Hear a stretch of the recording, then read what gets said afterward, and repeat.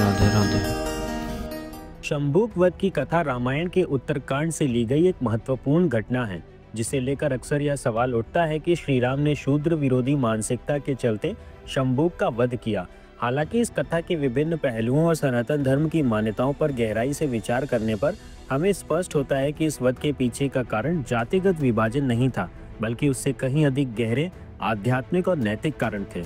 आइए इस पूरे विषय को सही क्रम से समझते हैं। वाल्मीकि रामायण के अनुसार शंभूक एक शूद्र वर्ण का था जो कठोर तपस्या कर रहा था।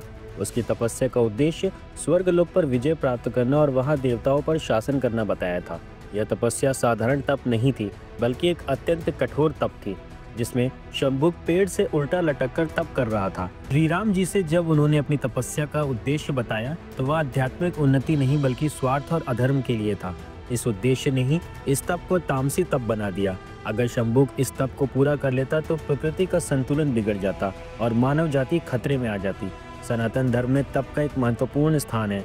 भगवद गीता के 17वें अध्याय के अनुसार तप 3 प्रकार के होते हैं: शारीरिक, वाणी संबंधी और मानसिक तप। शारीरिक तप में देवताओं और गुरुओं की पूजा, वाणी संबंधी तप में प्रिय एवं सत्य बोलना और मानसिक तप में मन की शांति और प्रसन्नता पर ध्यान देना शामिल है। ये तीनों प्रकार के तप हर वर्ण के लिए मान्य है, लेकिन शंभूक जिस तप को कर रहे थे वह तामसी तप की श्रेणी में आता है। तामसी तप वह तप होता है जो हठ पूर्वक किया जाता है, जिससे दूसरों का अनिष्ट हो सकता है। ऐसा तप आध्यात्मिक नहीं होता, बल्कि अहंकार और अन्यायपूर्ण उद्देश्यों की पूर्ति के लिए होता है। शंभूक ने तपस्या के माध्यम से स्वर्ग पर विजय प्राप्त करने और देवताओं पर शासन करने की इच्छा व्यक्त की थी, जो कि एक तामसी भावना थी। यह भावना आध्यात्मिक उन्नति के विपरीत लोभ और अधर्म की ओर संकेत करती थी। शंभूक शूद्र वर्ण के थे और इस बात को लेकर यह प्रश्न उठता है कि क्या श्री राम ने उनका वध केवल इसलिए किया क्योंकि वे शूद्र थे? परंतु इस तर्क को समझने के लिए हमें वर्ण व्यवस्था की मूल भावना को समझना होगा। सनातन धर्म में वर्ण व्यवस्था गुण और कर्म के आधार पर तय की जाती है। इसका उल्लेख भगवद गीता के 4थे अध्याय में भगवान श्री कृष्ण ने किया है। गुण और कर्म के आधार पर मैंने चारों वर्णों का निर्माण किया है। इसका मतलब यह है कि वर्ण व्यवस्था जन्म पर आधारित नहीं होती थी, बल्कि व्यक्ति के कर्म और स्वभाव के अनुसार तय होती थी।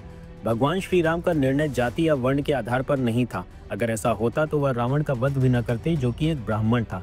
रावण ब्राह्मण होते हुए भी अधर्म के मार्ग पर था और उसके कृत्यों के कारण ही श्री राम ने उसका वध किया। इसी प्रकार शंभूक का वध भी उनके कर्मों और उसके तपस्या के उद्देश्य के आधार पर किया गया, न कि उसकी जाति के कारण। श्री राम का यह सिद्धांत था कि व्यक्ति को उसके कर्मों के आधार पर आंका जाए, न कि उसके जन्म या वर्ण के आधार पर।